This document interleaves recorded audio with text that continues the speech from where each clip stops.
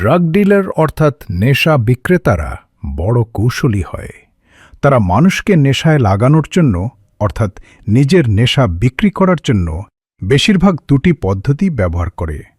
প্রথমত, তারা মানুষের পিছু ততক্ষণ নিতে থাকে যতক্ষণ মানুষ তার থেকে নেশা কিনতে থাকে। মানুষ যখন নেশায় অভ্যস্ত হয়ে পড়ে তখন তার দুঃখ, বেদনা, কষ্ট থেকে বের হয়ে এমন রাস্তার মুসাফির হয়ে যায় যা দুঃখ, বেদনা ও কষ্ট ছাড়িয়ে অনেক আগে, যেখানে মানুষের কোনো এখতিয়ার থাকে না। ঠিক এভাবেই যখন কোনো ছেলে মেয়ের পিছু নেয় তখন সে তাকে বলে, আমি তোমাকে ভালোবাসি। মেয়ে প্রত্যাখ্যান করে। ছেলে ড্রাগ ডিলারের মতো মেয়ের পিছু নেয়। তাকে বিনামূল্যে মহব্বতের স্যাম্পল পেশ করতে থাকে। প্রত্যাখ্যান করতে করতে মেয়েটি ছেলের প্রস্তাব মেনে নেয়। তাকে নিজের হিতাকাঙ্ক্ষী ভেবে বসে। যখন মেয়েটি কথা বলতে শুরু করে তখন নেশা কাজ করতে শুরু করে।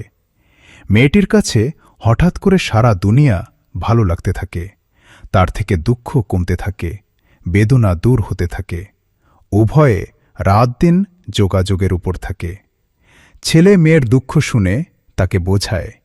তার সব কিছু মেকি থাকে, অর্থাৎ ছেলে মেয়েটিকে প্রেমের নেশা বিনামূল্যে দিতে থাকে। মেয়েটির আনন্দে আটখানা হয়ে যায়। ছেলেটি কত ভালো, আমার কথা শুনে, আমাকে বুঝে পরামর্শ দেয়। হ্যাঁ, এ মনোমুগ্ধকর অবস্থা বেশিক্ষণ স্থায়ী হয় না।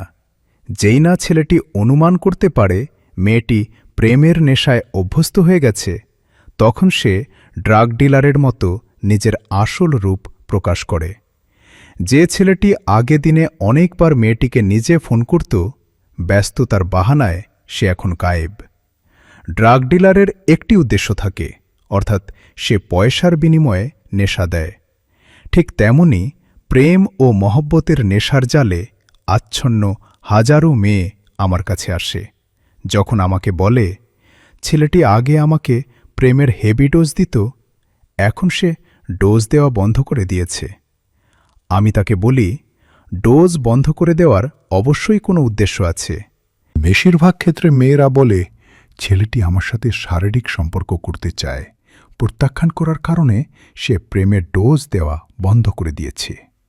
অসংখ্য মেয়ে এটাও বলেছে, সে আমার থেকে টাকা পয়সা চায়। কিছু ছেলে ড্রাগ ডিলারের মতো ডাইরেক্ট পয়সা চেয়ে বসে। কিছু ছেলে নিজের প্রয়োজনের কথাটা বলে কান্নাকাটি করে যেন মেয়ে তাকে পয়সা দেয়। মহব্বতের নেশার শিকার মেয়েরা ছেলেদেরকে নিজের দেহ ও টাকা দেয়। কিন্তু সমস্যা হল, ছেলেটি দিন দিন নিজের ডিমান্ড বাড়াতেই থাকে। আধুনিক মনোবিজ্ঞান আমাদেরকে বলে, প্রেম মানুষের মস্তিষ্কে ড্রাগ অথবা নেশার মতোই প্রভাব ফেলে। এজন্য কারো প্রেম থেকে বের হওয়ার জন্য মানুষের এডিকশন থেকে বের হওয়ার পদ্ধতি অবলম্বন করা উচিত। তা হল, যখন আপনি নেশা ছাড়েন অথবা কাউকে ছাড়েন, তখন তার আফটার এফেক্টসের জন্য মানসিক প্রস্তুত রাখবেন। নেশা ছাড়ার পর আপনার দেহ অস্থিরতায় ভরে যাবে। নেশার প্রচণ্ড প্রয়োজন বোধ হবে, অর্থাৎ তার সঙ্গে কথা বলতে ইচ্ছে হবে। আপনার দেহ ভেঙে পড়তে লাগবে। আপনার মনে হবে আপনি নেশা অর্থাৎ তাকে ছাড়া মরে যাবেন। আপনার রাগ লাগবে, প্রচণ্ড অস্বস্তি বোধ হবে। আপনি এই অবস্থায় নিজেকে নিয়ন্ত্রণে রাখুন।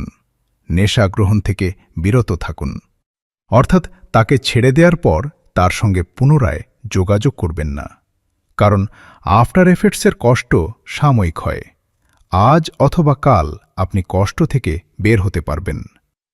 অন্যদিকে কোনো ধরনের নেশা, চাই সেটা ২ নম্বর মানুষের মহব্বতেই হোক না কেন, সে কষ্ট স্থায়ী হয় আর মানুষ সারা জীবন তাতে ফেঁসে থাকে।